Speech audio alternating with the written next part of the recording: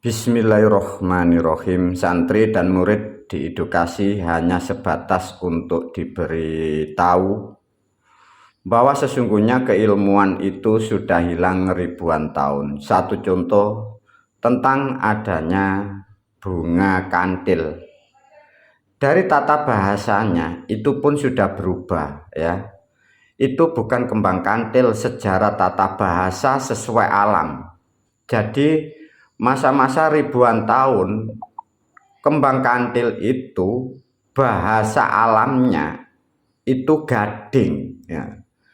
Jadi tatkala itu sudah tidak sesuai dengan tata bahasa sehingga mengoperasionalkan pun tidak sesuai dengan ilmunya, karena itu sejarahnya itu sejarah alamnya, bahasa alamnya itu kembang gading ya.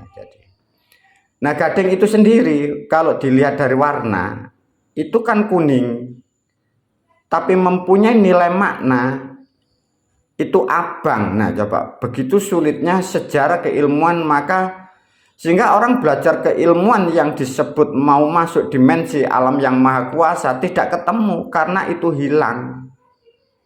Sedangkan alat-alatnya itu pun bendanya adanya di wilayah Nusantara dan di Indonesia.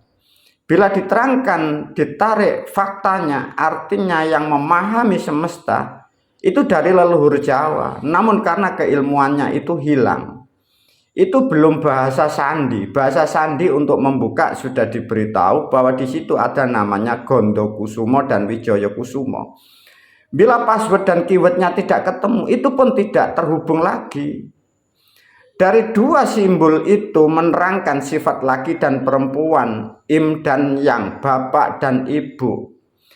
Dan diketahui juga para santri dan murid, dari ratusan ribu tahun kemungkinan bahwa untuk mengajarkan ilmu gading ini itu ada satu keilmuan tersendiri, dalam artian bila manusia diajarkan sandi-sandinya ini, manusia itu zaman masa lalu harus melalui tahapan, ada yang tidak makan, tidak minum, ada yang 3 hari 3 malam, ada yang 7 hari 7 malam.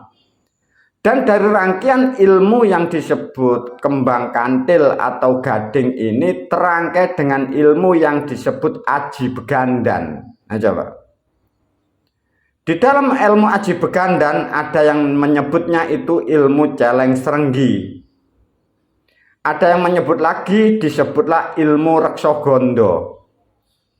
Jadi leluhur kita ribuan tahun memahami sandi-sandi alam seperti itu.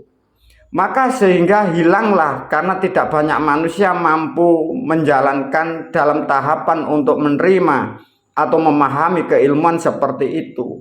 Sehingga dengan adanya kesalahan cerita-cerita yang bertebaran, maka manusia simpang dan siur mencari sejarah manusia, mencari sejarah peradaban manusia.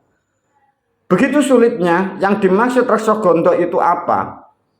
Reksogondo itu di era sekarang kemungkinan kemampuan indera manusia itu sama dengan seperti ilmu yang disebut kainain, atau penciuman manusia itu mampu melampaui seperti anjing pelacak itu, sehingga manusia itu mampu mendeteksi mana sesuatu makanan ini yang halal atau yang haram.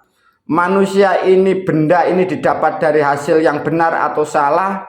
Manusia leluhur kita mampu mendeteksi sampai sedetail itu.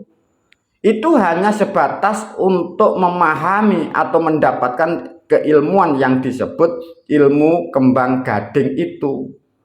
Maka karena hilangnya, maka menjadilah simpang tindih, simpang siur. Sedikit edukasi, tapi guru pun tidak pernah mengajarkan lagi, karena pun itu tidak akan pernah ada gunanya. Tapi sedikit agar kalian tahu bahwa sudah ratusan tahun bahkan ribuan tahun menjadikanlah simpang siur, timpang tindih manusia menggali akan sejarah alam-alam semesta, alam-alam ketuhanan yang disebut alam sangkan paraning dumadi. Sehingga miliaran manusia bahkan ribuan tahun manusia hidupnya pun tak akan pernah tahu dan tak akan pernah kembali kepada asalnya. Semoga sedikit informasi ini mampu sedikit mengedukasi khususnya murid dan santri lebih tahu dan lebih sadar dan memahami begitu hebatnya sejarah leluhur kita yang dari Nusantara. Wabillahi taufik wal hidayah waridho wal inayah.